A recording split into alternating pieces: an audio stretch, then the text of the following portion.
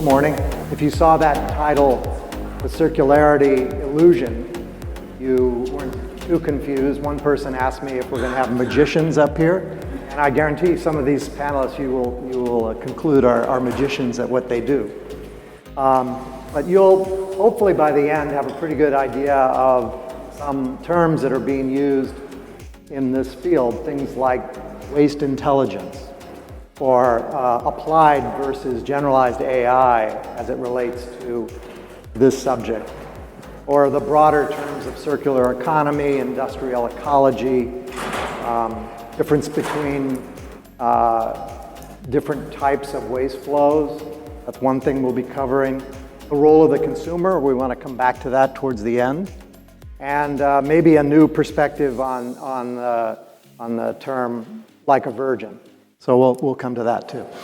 Okay, so to get started, let me begin with you, Haley. If I could ask you to just, Haley Lowry is the head of sustainability at Dow, and I'll just ask you to say a word or two about, first of all, what it is that you spend your time doing mostly, and also maybe, if you could, sort of how you got here, how you got into this kind of work. Thanks. Sure. So thanks so much for coming today. I really look forward to a good discussion, and get your questions ready because we want to make this a dialogue. That's where really the important part is coming. So I'm Haley Lowry, and I lead sustainability at Dow. Dow is a 128-year-old material science company, and we make a lot of different materials, things like plastics and silicones and coatings that go into everyday applications, from infrastructure to buildings to electronic vehicles to cars to wire and cable that brings electricity, green electricity to the grid, and to also things like packaging that go into your everyday, hopefully go into your everyday recyclables. And I spend most of my time working on circularity and decarbonization. I think that's what the world is asking for, and frankly, what the market is wanting is more circular and low carbon products. And so really excited to be here today. Great, thanks. Second, let's turn to Ambarish Mitra. I'll just use Rish, who is the co-founder of Greyparrot and innovator, entrepreneur. Please, over to you, Rish. Hi, everyone. I'm Rish Mitra, a co-founder of Greyparrot. My career's revolved around visual search and visual intelligence. So I've been working on giving some kind of cognitive intelligence to cameras in general. And before founding Greyparrot, I was focused on visual's first visual search engine, trying to categorize and classify everything in the world. So we pretty much split the whole planet into 1692 categories, and it was an enormous exercise in 2010 to 2018. And in that journey, we realized that the world we are focusing on is the economy, and which is the perfect symmetrical world where Priuses and Coca-Colas and Pepsis and loaf of breads, they all look pretty similar. And though it was a large exercise, it was still relatively where deep learning is headed was easier to learn. And also we learned that actually all of the world has already been mapped by us and the Googles and other providers of the world. Then we realized there's a whole shadow economy we call the waste. And one of the reasons there's lack of optimization there because there's no digitization. So we started Greyparrot with the mission that we want to digitize the whole waste value chain and understand it from a camera point of view, and then see if there's an opportunity to improve it. So Greyparrot is a waste intelligence company, and we'll talk more about it. Great, we'll look forward to hearing more about that. So then over to you, Pieter van Dijk's sort of a legend in the recycling infrastructure world and materials recovery, and owns his own company on that. Please, Pieter. Yeah, you make me look old. I am old. So he said, how did Legend's better than dinosaurs. Yeah. It's a long time ago. Paul asked how I started in business. I was a student at 23 years old in the Netherlands. And you could do market research for, I had a friend who had an uncle who had a marketing research firm in Princeton, and you could do market research there if you brought in a company that wanted to do that. So we had two companies. Jansje de Goede Cookies was a cookie company, and Bollegraaf made balers for the recycling industry. I was going to do the cookies, but last minute we switched. So it's total coincidence that I ended up in the States. I was a little naive. I thought I'd do it for 2 years. I go back to the Netherlands, where I'm from, and here I am 41 years later. So we sell equipment to MRFs. MRFs is a material recycling recovery facility, MRF. There are about 350 MRFs in North America. We supplied equipment to 275 of those. So not sometimes the whole plant, sometimes just a baler. But we know the industry well. And to give a little bit background for this group, like in the 80s when we started, it was commercial recycling. Commercial recycling has been there for 100 years because cardboard from businesses or high grades, as we call them, better grades of paper from printers or from offices, has always been recycled. So that's where we started. And what this audience is probably familiar with is residential recycling. That started in the late 80s with mostly dual stream plants. So dual stream recycling meaning in your kitchen you had a small bin for paper, a small bin for bottles and cans, meaning plastic bottles, glass bottles, ferrous cans, and aluminum cans. And then you had a third bin for garbage. So we built plants to sort the paper because the brown bag had to come out, the cardboard had to come out, the New York Times wrapper had to come out, and then we built systems for the commingled containers, so for the glass and the plastics. Then in 2000, there was a change. There was basically a fight between the hauling companies and the paper mills, because the hauling companies, with dual stream recycling, they had a truck on Monday for your garbage where they could compact the material, and then let's say on Thursday they picked up dual stream recyclables in a 2-compartment truck. 1 compartment for paper, 1 compartment for containers. So that was not so efficient. They wanted to use the same truck and compact the material. So then in 2000, starting on the West Coast, single stream started. So the residents got a 95-gallon bin. You put all your recyclables together, garbage is still separate. So that increased participation rates by 25 to 40%. We also got a little bit more residue in, and the systems that we supply became much more complicated because all these materials still had to be separated. And that happened first with systems that were maybe $2 million to $10 million. Still a lot of sorters involved. And nowadays, we have optical sorters to do the work of those sorters. They're more accurate, they can do it faster, they can do it more accurate. And we use now Greyparrot, artificial intelligence, to basically tell us if we do a good job, right? So those AI analyzers, as they're called, are now in the systems. So I think it's approximately 34 million tons is being recycled. So I took an Uber yesterday, and the guy said, I'm recycling, but I think everything ends up in the landfill. That's absolutely not true. If you do your plastic bottles, your glass, your paper, your cardboard, your ferrous cans, and your aluminum cans, that's all being recycled because there's a value to that. The weighted average value is about $110. So nobody's going to throw that away because then they have to pay $90 to the landfill. They're going to recycle it and get the income. Great. Well, there's a brief history of recycling, not just in the US, but in Europe as well, and we'll come back to sort of the global. I brought along a few props to sort of back you up here. Could you put up that plastic slide? So this is, I'm not going to try to describe these. The experts will perhaps use these as a reference point, but we have a typical plastic drinking bottle. We have your typical glass bottle, a can for drinking, and then from where I got my breakfast this morning at La Revolution, my morning breakfast container, and the lid that was on there. Each of these has either some sort of symbol, like what you have up here on this slide, or they simply say, please recycle. These two, please recycle. Doesn't say how or where or when. This one I particularly liked because it says it's made from 100% recycled paper, but then in parentheses afterwards it says 70% post-consumer content.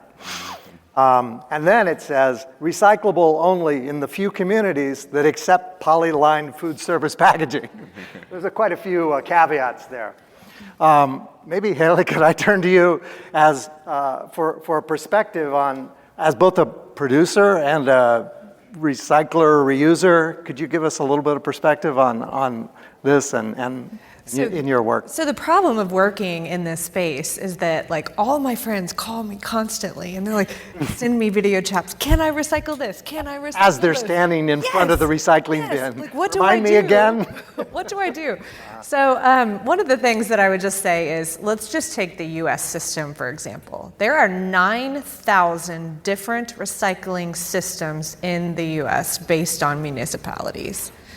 Our labels, the chasing arrows with the numbers that indicate what type of material that is, were developed back in the 80s. The infrastructure developed a long time ago as well. And since then, consumer trends have been increasing, we've got lighter weight materials, and we need to find ways to use all of that innovation that's happening. Like, how do you innovate and make a material stand up on shelf? How do you have better shelf life so that you can make it last longer and it doesn't spoil on shelf? So all these things are coming. Labeling, make it so it's prettier. So it complicates the recycling stream. So I would just say it's complicated. And we're working on trying to provide ways to make that more transparent for consumers. Consumers are confused. And so I think we have to have the baseline that recycling is real, like Pieter talked about. So, and we need to participate in the recycling infrastructure, or we're giving up on a system that is there. The system is evolving. It needs to be improved. We have to build more into the system to incorporate more materials. We have to better design materials from the front end so that they can be incorporated into the recycling infrastructure. One thing that I'm super pumped about on the labeling side, so there's an organization called the Recycling Partnership. They're a nonprofit that I sit on the board for, and they've created a QR code that is being adopted on most packaging. So let's say there's a QR code on the package. You can scan it, and it attaches your GPS to a national recycling database, and it tells you, can this actually be recycled? Not technically, actually be recycled in the community that you are in today.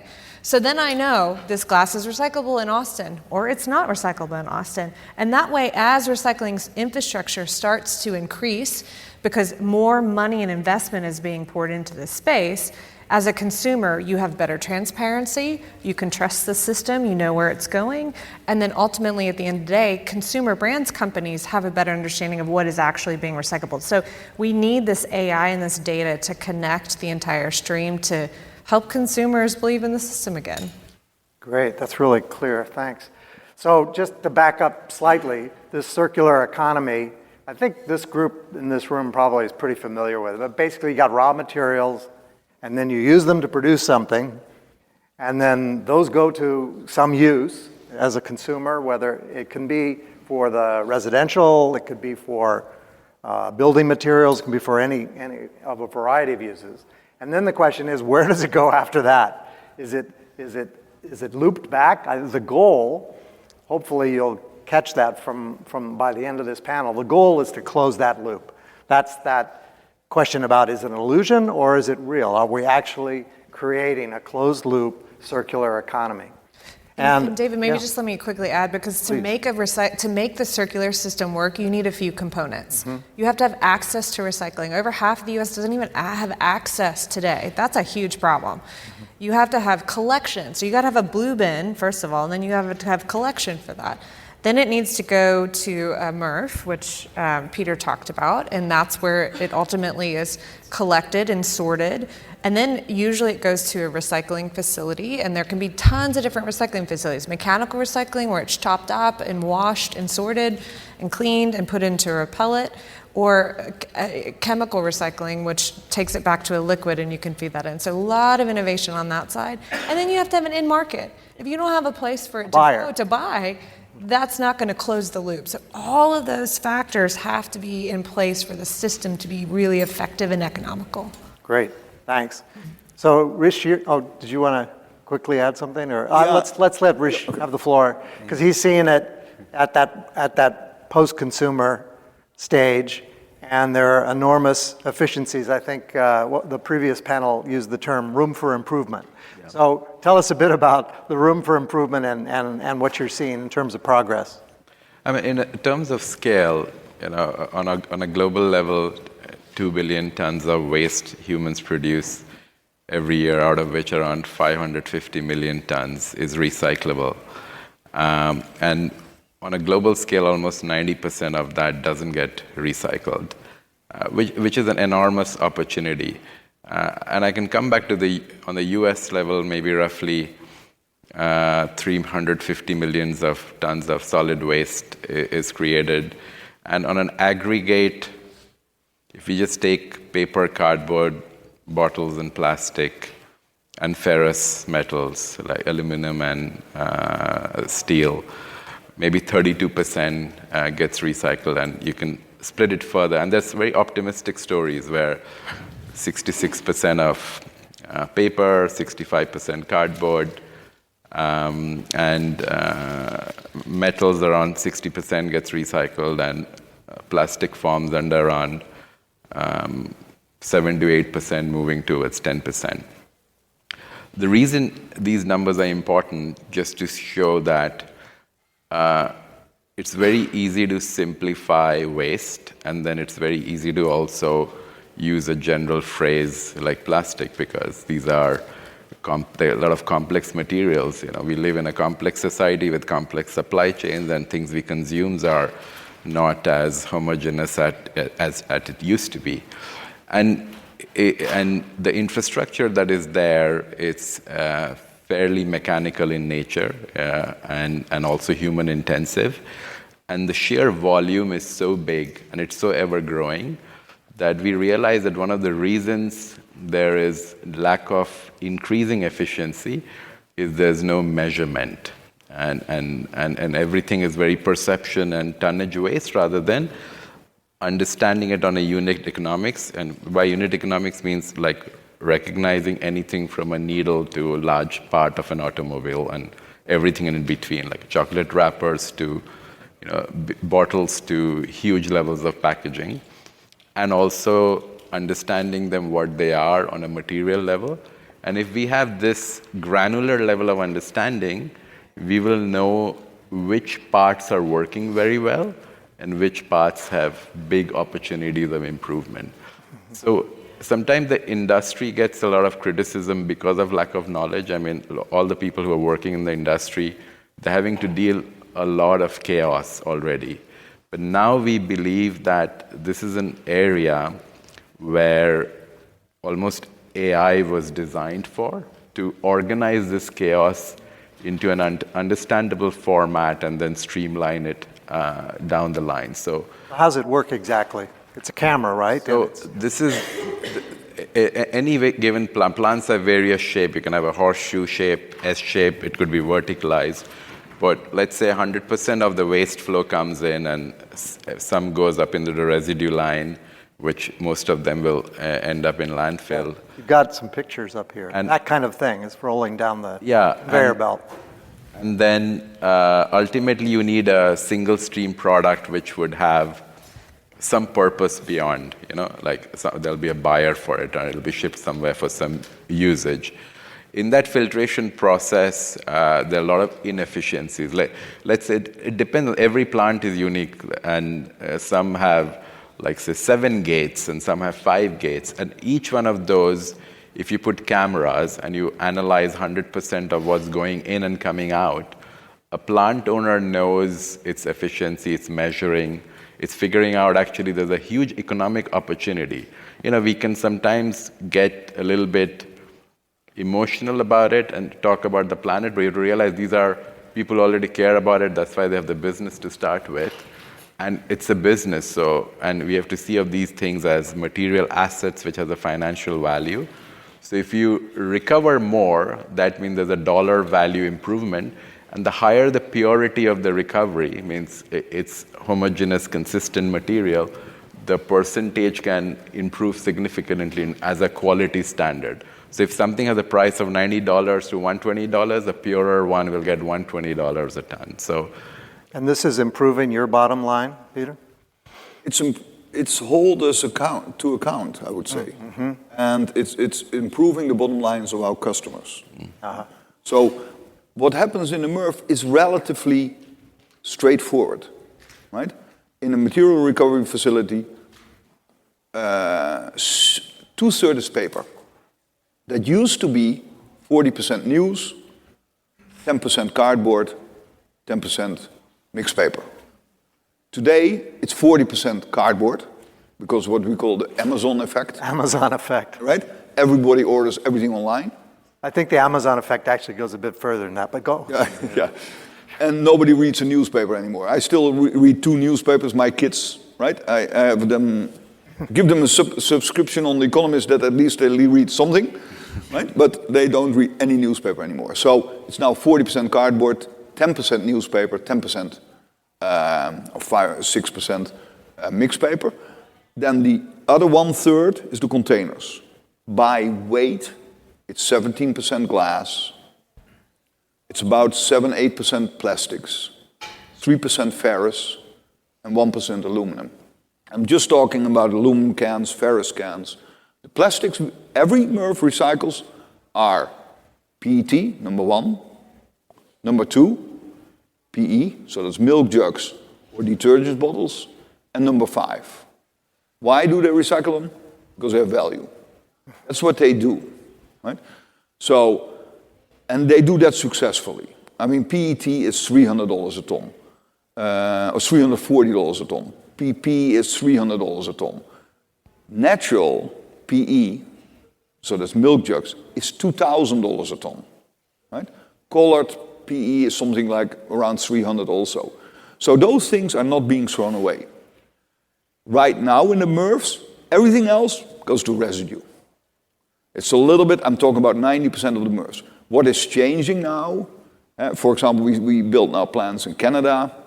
They have extended producer responsibility, and they want the flexible packaging, the film, all to be recycled. For a MRF, and I'm putting some reality into this room, for a MRF, they see that as a nuisance. Because let's say in Chicago we have a 50-ton per hour MRF. We have 2% film coming in, so plastic bags, shopping bags. That is 2 million bags a day. But it's only 2% of the material coming in. So they try to get that out by hand. It's hard to get out, especially in the older MRFs. What happens with that, partly, the stuff that we don't get out goes with the paper. So it goes in a paper bale. It's only a small percentage, but the bale is, let's say, 99% paper, but 1% film in there. That paper goes to a paper mill, let's say in the Far East, goes in a pulper, paper goes through, the plastic there comes out. Now, if that mill is close to a river, that plastic might end up in the river and in the ocean. So we call that wish recycling. You want to do the right thing, but you're actually doing the wrong thing. So there are different ways to get to Rome. We can make our systems more extensive to get that film out. I would be a proponent to put the film in the garbage bin and do a separate collection for that. Interesting. Yeah. I would be a proponent of that because I see this as a contamination of the other 95% that is very good products. And that's how most of my customers see it. Interesting. So Haley, he mentioned extender producer responsibility. And that gets us into the policy realm. We're going to come back to the the knock-on effects of having that information that you're gathering. But can you there's also this global plastics treaty that's some in the audience may be aware of. Do you see regulation and policy, even in the next 4 years, even, as being important here? Yeah, so let me take a step back because I think it's really important to understand like what the entire value chain is doing. And so over the past, I would say since China Green Sword happened in 2018, where countries now had to deal with their own waste, and it's a good thing if we're they talking. stopped taking, maybe. China basically said we're not going to take waste from any other countries, and so every country then started having to deal with their own waste. And if waste is a future resource, that's a good thing because we want to keep all of those materials in motion and reuse that material. We don't want to ship that material elsewhere.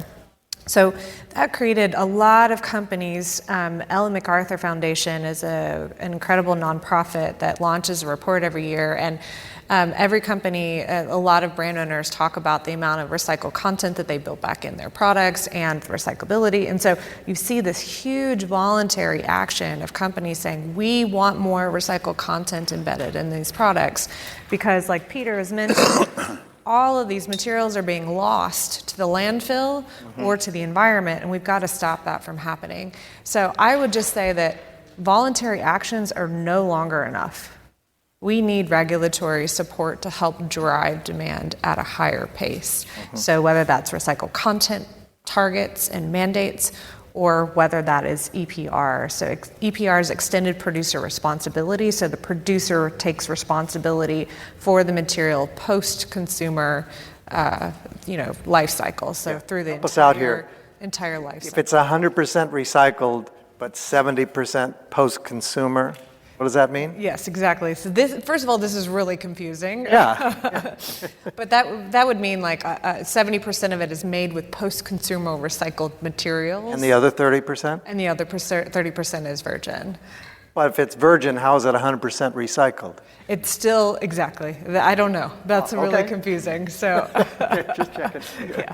I told you you'd understand. Okay. Yeah, if it's confusing for us who even work in the industry, then I think we've got to work on that. So, I would just say like the world has also said enough. And that is, the UN right now is negotiating, 175 countries have said that they're negotiating a global plastic pollution treaty, and we're in the 5th round of negotiation. And that will convene in August in Geneva this summer. Hopefully we'll get to a legally binding treaty across many countries. But this is going to help improve, advance circular economy, work on waste infrastructure and financing mechanisms to help improve that, and ultimately give more visibility to what's going on. So just a little about why policy helps drive demand.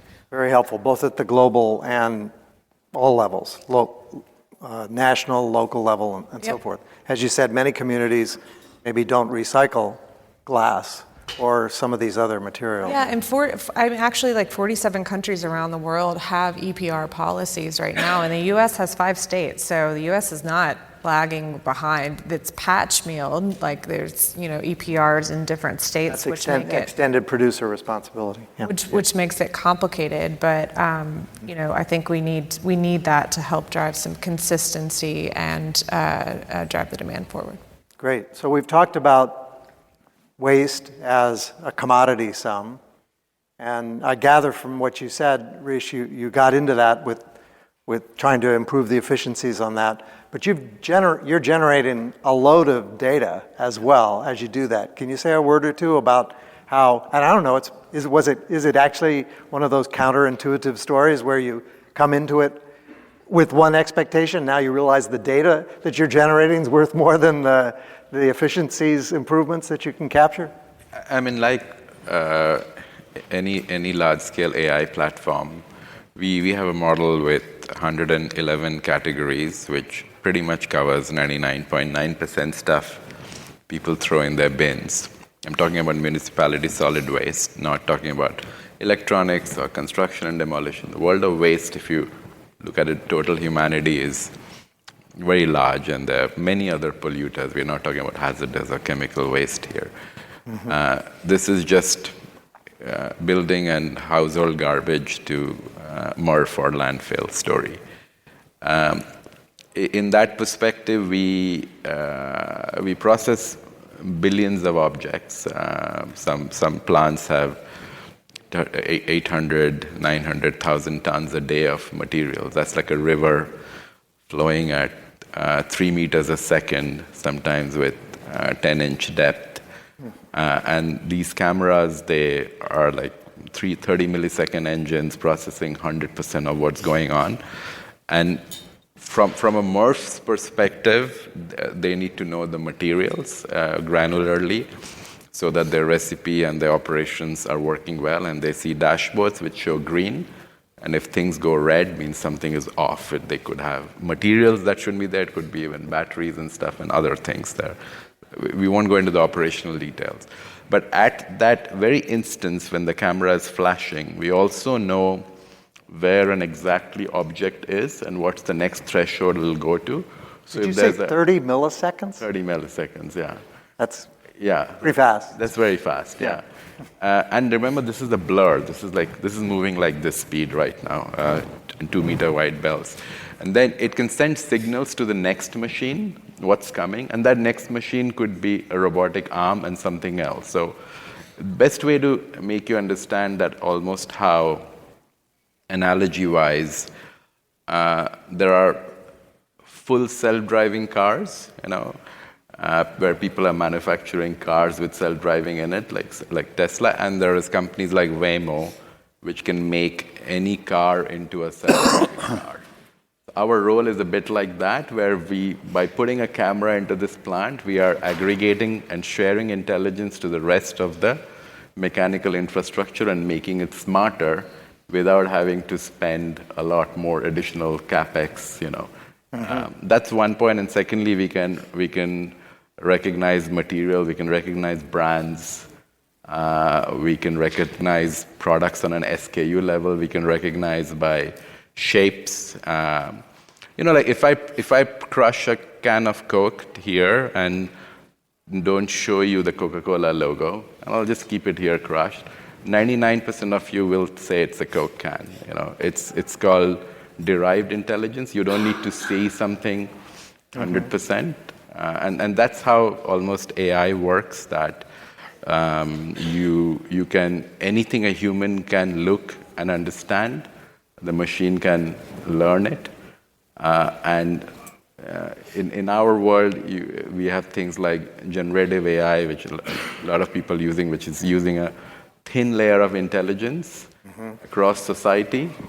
And then there is vertical AI, which is the field we are in, because all of us have certain level of human intelligence here, which we are functioning as people, recognizing, understanding, speaking, writing letters, etc.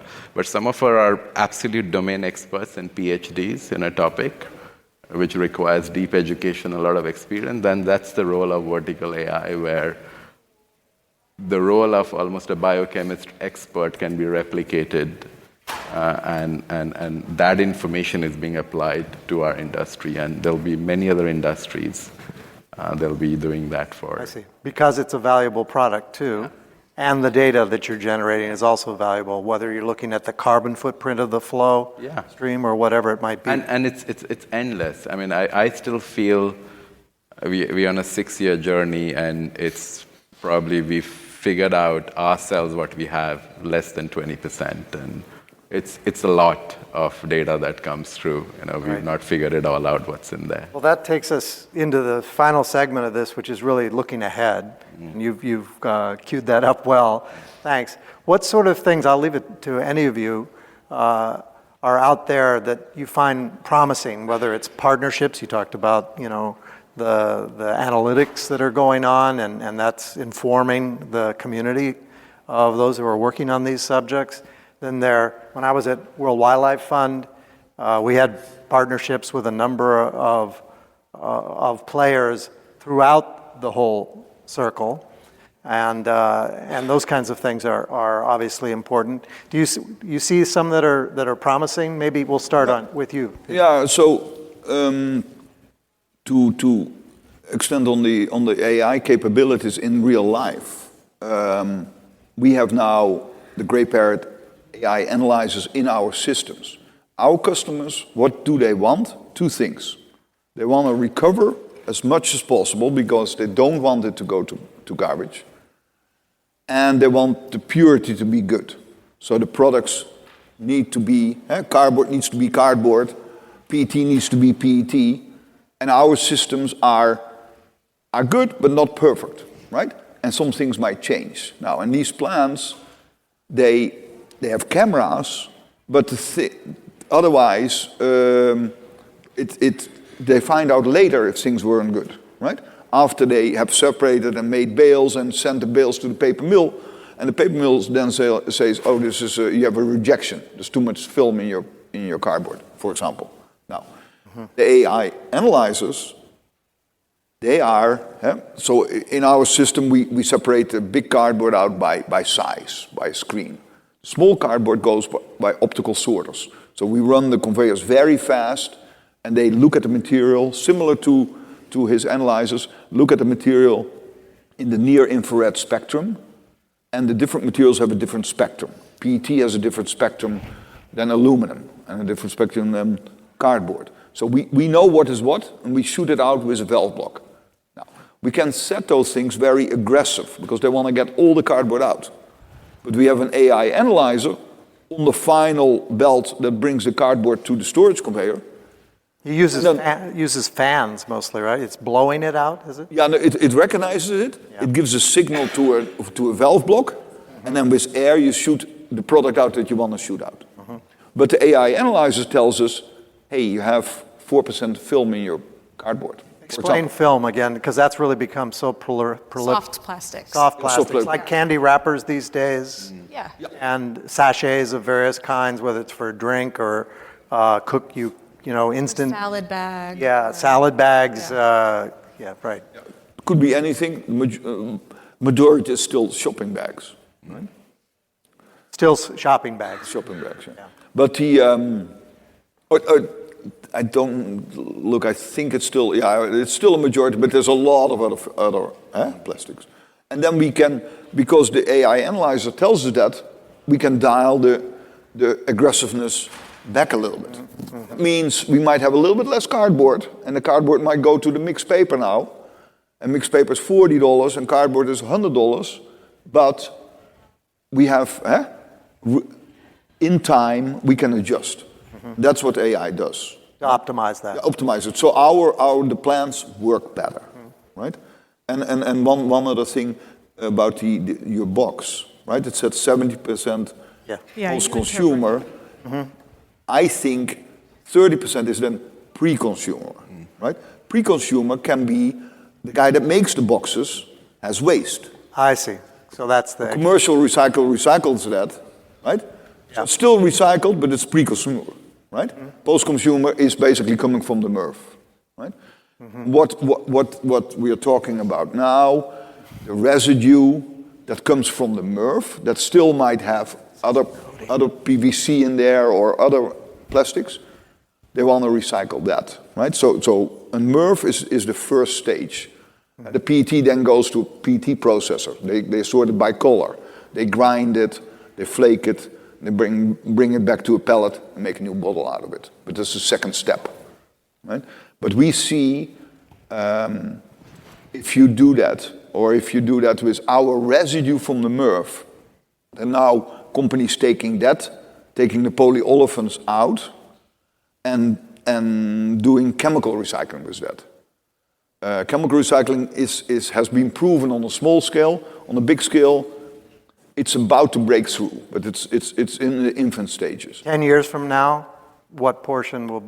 much greater portion will be in chemical? Yeah, it's hard to say, right? But it's probably true. Yeah. What do you think? I think I think we have to ask ourselves, like, why are some of these materials used in the first place? So let's take like meat packaging, for example. It's a soft plastic. You can package your steak in that. It allows for the lowest carbon intensity of being used and to keep that steak fresh. Often on styrofoam. I guess or paper. Yeah, in Europe they actually have a different type that doesn't use that. So I think we have to really look at like the types of materials that are being used and how we can use that. But over time, that material can't be mechanically recycled today, but we want to get that material back. And so how can you put it in a chemical process where you take it back to a liquid and then you take that liquid back instead of, oil and gas, you're able to use that liquid from trash and to make new products in virgin-like quality. So it really helps out with the quality level. But definitely this technology is scaling. You see, now you know, I told you we'd get to like a virgin material. You might need legislation. I think, look, the plastics can go to mechanical recycling, is basically back to a bottle. But some plants that do film recycling, they have to take, first of all, pretty clean film already, so pre-consumer. They take it from the Walmarts and the Home Depots of today. And they still have a hard time competing with virgin. So their legislation where you say you have to have recycled content might make sense, because it might cost 60 cents a pound, and virgin is 30 cents a pound, right? They're not going to use the recycle unless it's being mandated, I think, right? Okay. Look. So, and the chemical recycling, that goes back to oil then, and there can be gasification or pyrolysis, but there could be a big future there. Yeah. So Rich, looking out over the horizon a bit, where do you see things heading that give you some additional hope? Not just in your own work, but because of your exposure to this field.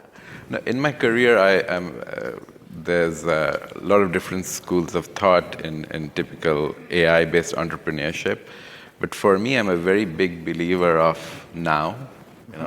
In a way, it's easy to talk about the horizon, but we have big planetary issues. And if we have a 20, 50, 30-year view, but what about now? People are consuming more than ever before. There are more materials out there in our lives in various forms. And I'm heavily motivated that what can be done actually next 1 year to 2 years, because it's very easy to forfeit things in the hand of the future and be theoretical about it, that one day robots will solve everything or general intelligence will solve everything, but till that day, what happens? Will things depreciate? And I also feel the waste problem is a classic one, where I feel like our innovation is almost like running on a treadmill. So I feel like we're not moving forward, though I'm running faster. Like I put it up from 7 to 9 to 13. I think we're going to move because consumption is so ever increasing. It sounds like you're saying ultimately it can't be solved by technology. The consumer has to become a part of this. The technology can only do so much. Yeah. And even if technology has all the answers, I think the whole value chain has to innovate and the customer sits in that value chain. Right. So it's like, will brands make more mono-material products? And in the interest of the planet, simplicity, and not in an interest of advertising. And in fact, there's reports now that producers that make products more sustainable have 50 to 60% uplift in revenue by clearly communicating. I'm not talking about the infinite recycling logo, very strong packaging and really believing it rather than... As a part of their brand. Yeah, part of the brand. So those are rewarding. I mean, it's not something to doing for the purposes of gimmick. And then consumers making more conscious choices of reusing stuff and all parts of and of course when it comes to MRF, because we'll have to do a lot more optimization, but that's investment, that's good business, there's motivation to do it. Right.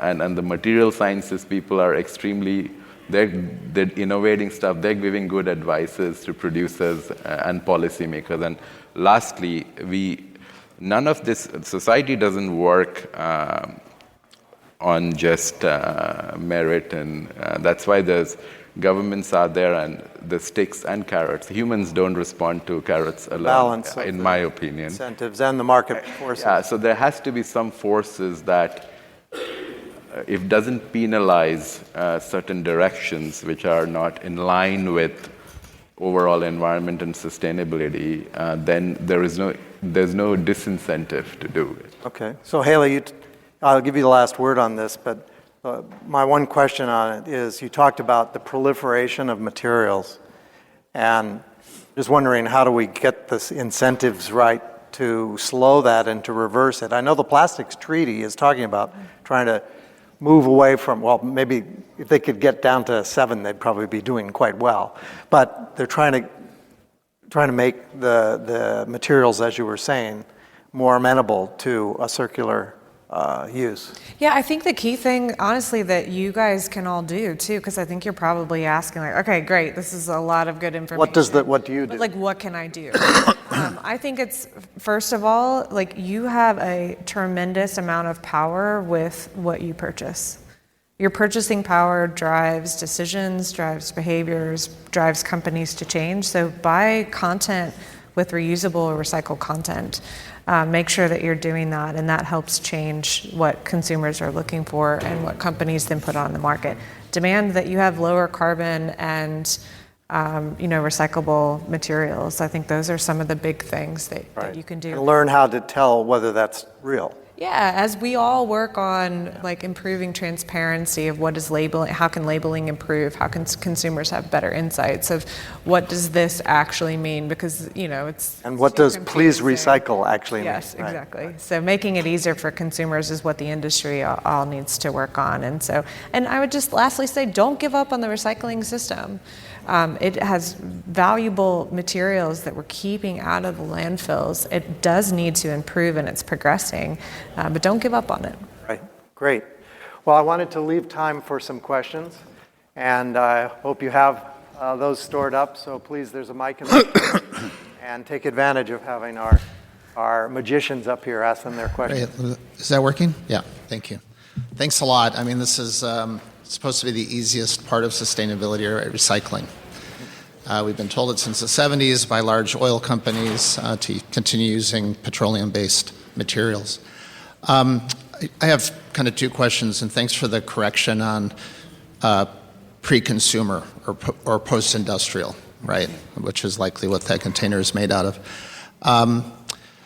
On your polypropylene 5, my understanding is straws and other flexible materials, which we touched on today, actually can get caught up in the gearing of mechanical recyclers and is often not taken or loaded off.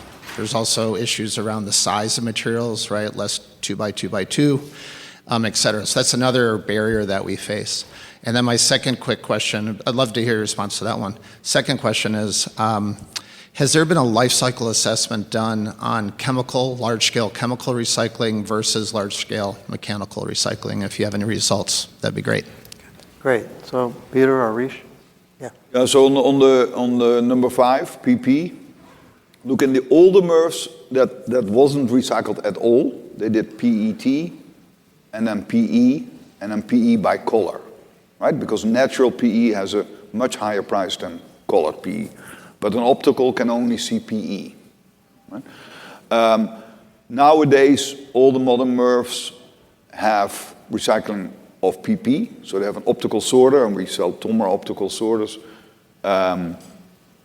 They sort the PP out, right? Or we do retrofits in all the MRFs to get the PP out. Your question about, let's say, a Keurig little can, right? Now, in the big scheme of things, we do, these plants do 40 ton per hour. Volume, the right? overall volume. Yeah. So for us, these little cans is like the two problems. We screen up front, we screen the glass out. But we really screen 2 inch out. What is that? That is the glass, because it's broken. But it's also a lot of paper, right? Because people have shredders in their home. And some of these small coffee cups will fall through there, right? So they don't never make it to the PP optical because they're too small. Right? So,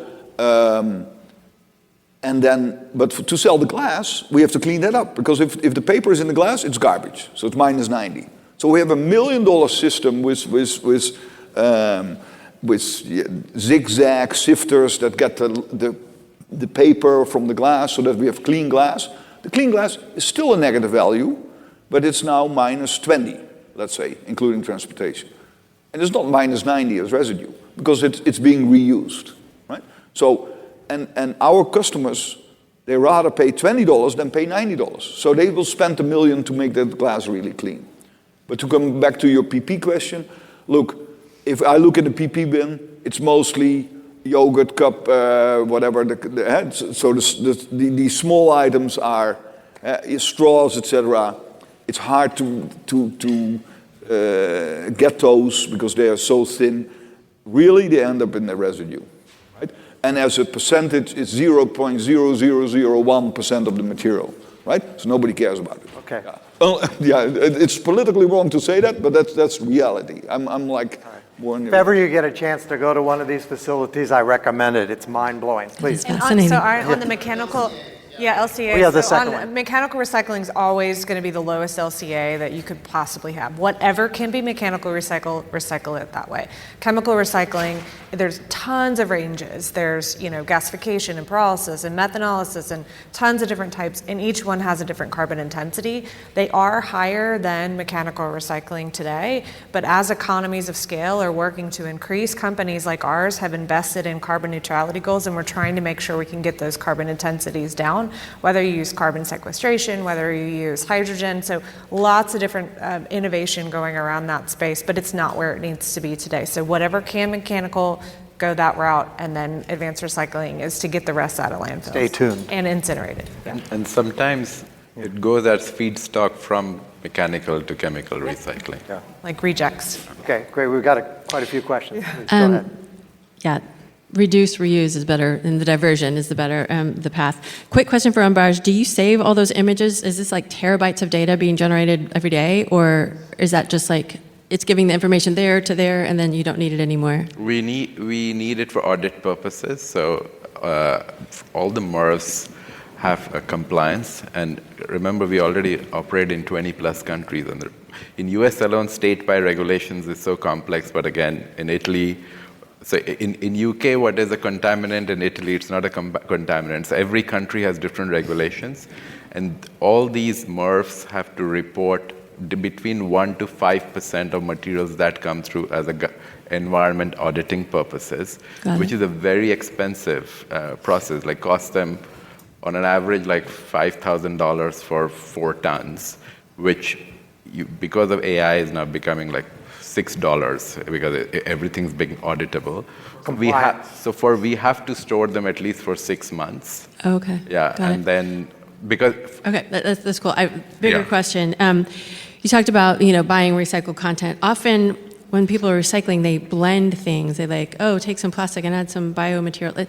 When we have non-mono, mono materials, it's a lot harder to recycle, or it's just definitely landfill, right? So we need to kind of be purchasing things, and I'm wondering if the packaging of the companies, like say a FedEx package versus a Amazon box, if it has a big plastic thing on the front of it versus a paper label, can we be driving our businesses and choosing companies that don't have the mixed media, if you will, and whether it's buying a toothbrush that's a single kind of plastic versus 5 different kinds and things like that. No, I love it, and I think we absolutely have to be working on innovation at the design side. How do we design for recycling from the very beginning and work from there? And the more complex that you make it, the harder it is for the recycling stream. So that would be one thing that I would encourage you to just think of, have the companies set targets and goals that they want to have a certain amount of recyclable or recycled content embedded in there. So great. Cool. Thanks Thank for the you. question. I can add to that. A lot of companies do the right thing. So we have a test center in Norwalk, Connecticut, and it was really meant for our customers that do a retrofit and they wanted to see if it worked with their material. Today, 50% or more than 50% of the tests are actually manufacturers of products that make a new product, want to make sure it's recyclable. Because if you have indeed 5 layers, it's difficult for us. So they want to make sure it can see it SPT or SPP or whatever. And a big trend is actually deconstruction of materials. So how do you design for deconstruction as well? So even if you need that from a performance, it can be separated. And for valuable metals and so forth, you know, the phone, and we didn't even get into that. We were talking about mostly consumer post-use. Please. Thank you. Taking it just to a different segment of, I guess, waste, wondering what your thoughts are on the opportunities and challenges perhaps for the textile sector and waste. You know, 85% of fashion garments will end up in landfill. We've talked a lot about household kind of products. Yeah, just interested in the panel's views of the now, not the 5-10 years, but what's the now opportunity and challenges? I'll give you a really realistic answer on this, okay? And generally, I'll prefer to. It's a difficult problem, okay? It's like Fast fashion in general? Yeah. It's like, I don't know, it's like fast fashion fabric is like blood, and there are a lot of components to it, and to separate them is very expensive. And the buyer is not willing to pay the price, okay? So the unit economics is not working versus the cost of doing it. So we looked at all of it, different categories, textiles, C&D, and we focused on MSW today. And it's not like it's not in our, but I have peers in the industry who are solely focused on it, and they have cracked the solution, but they're not getting a product market fit. So there is everybody talks about wanting to do it, but no one's willing to write a check for it. So at this point, that's why I feel, I don't know the US companies, but I live in London. In UK, we have like Vinted and few, it's like huge e-commerce players.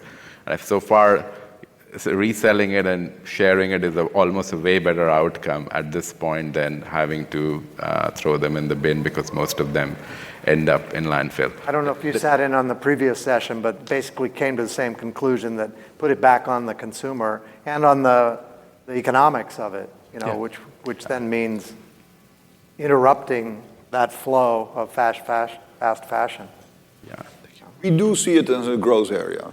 Okay. That's encouraging that the materials management folks see it as a growth area. That's because the start of a market response. Yeah, there's some plans going up just for textiles now. Yeah, good. Please. Yeah, I think on the macro level, I'm really concerned about reducing consumption in the first place. Yeah. And in a capitalist society, that's not going to happen. Millions of dollars going into marketing, meaning we're going to continue to probably buy the cheap fast fashion unless there's more policy change. So with that said, on the AI side, I'm curious to see if there's any innovations in using the AI platforms that are optimizing recycling for behavior change in society. For example, getting people to recycle more responsibly, or providing incentives to communities around a dashboard of like how much you've recycled, or kind of using that data for behavior change on the recycling side. I've seen I get to go around the world and see tons of startups in this space, and like what's working, what's not.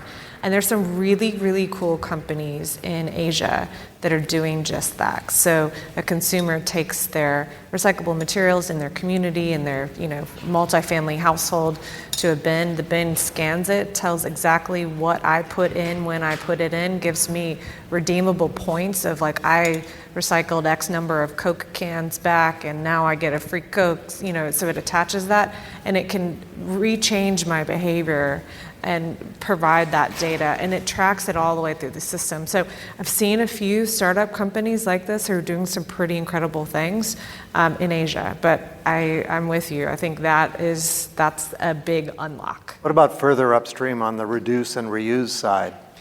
Yeah, I feel like there definitely are. Reuse is a really complicated one to solve, and I feel like the economics have been challenged for reuse systems, but there's tons of companies trying to crack that one as well.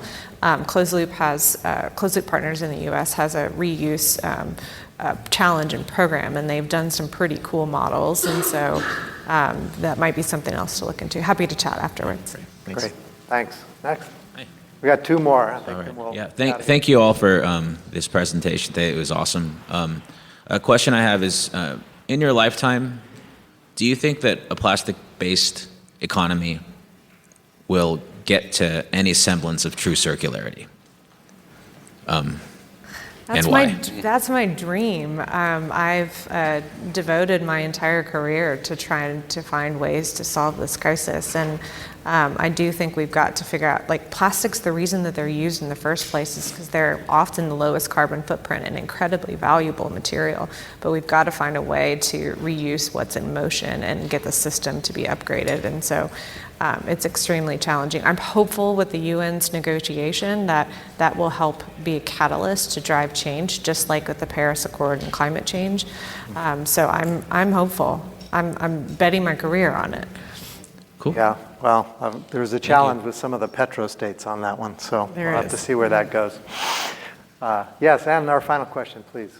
Hi, I'm an undergrad student, and I'm working on reducing food waste in universities.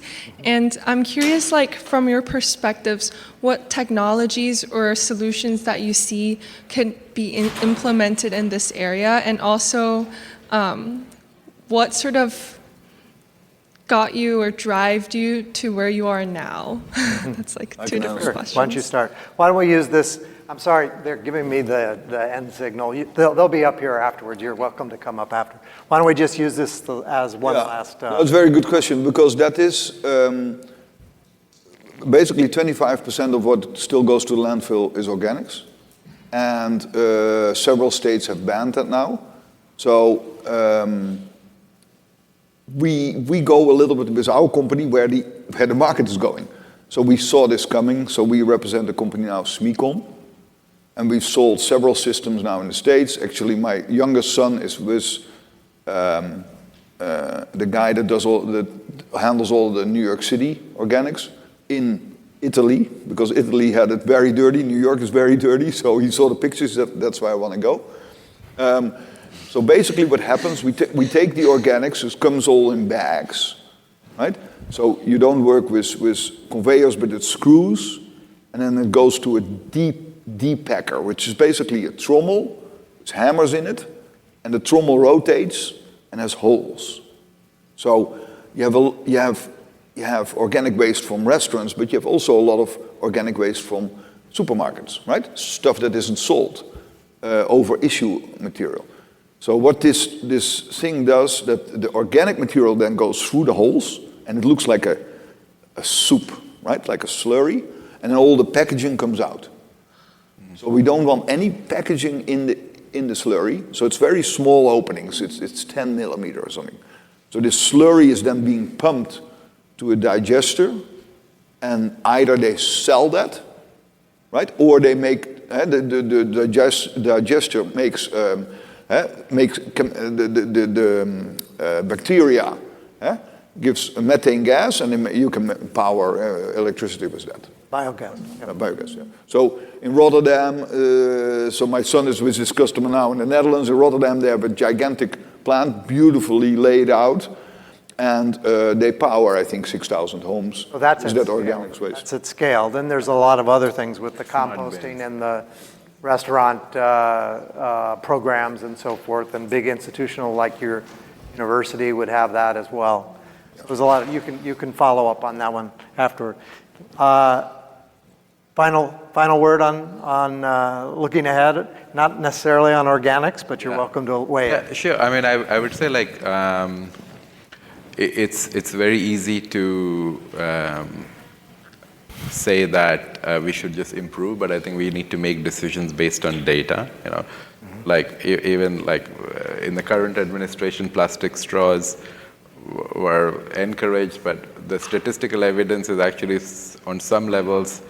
The plastic straws, even the most of straws end up in landfill, but they're recycled better than paper straws. That's actual information based on real evidence. So sometimes we hold views based on perceptions and emotions rather than underlying data, and I feel the triage of MRF value chain business owners, the producers and the government, they need to have data-oriented solid dialogue so that sometimes it's very easy to vilify one material over other. Actually, the use case matters. And so no matter how you throw paper, if it's paper on a 3 centimeter by 3 centimeter, no matter how clean the paper, it will not make it. It just holds true. So testing stuff, working and making policies based on real information, because you might have the cleanest thing, but it will fail the test every time. So yeah, I have a strong feeling. Yeah, we see you back here at South by next year. It's going to be much more about the data than it's going to be about the efficiencies in these. But I feel like all other industries, we made decisions based on data, right? And I think we need to lead based on that rather than just perceptions and emotions. Great. Ellie? No, I think we're good. So, you know, I'm happy to chat with you maybe afterwards, since we're running out of time, about how I got into the space and to answer the last part of your question. But thanks for... Well, you can see that all the panelists are very strongly motivated to solving problems, and they're thinking a bit over the horizon, maybe some more into the future than others, but still trying to keep hammering away at this circular economy. It's not really an illusion, but it is a bit of a conundrum. And hopefully within our lifetimes, your lifetimes, we'll see that loop much better closed. And you've heard a little bit about the different pieces of that picture. And thanks very much for your questions, and please join me in thanking our panel.